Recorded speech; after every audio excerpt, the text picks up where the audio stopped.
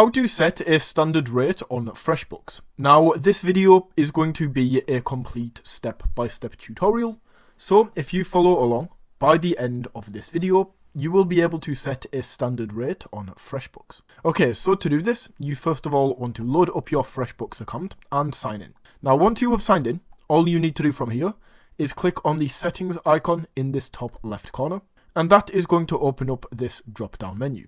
Now from here, click into the settings option, and that is going to take you over to a screen that looks like this. Now from here, all you need to do is click over to business. That is going to take you over to this business area right here. So all you need to do is scroll down to the bottom to where it says standard rate, this very bottom option, and enter in your standard hourly rate. Once you have done that, click on save. And just like that, your company profile has been updated, and that is how you can add your standard rate on FreshBooks.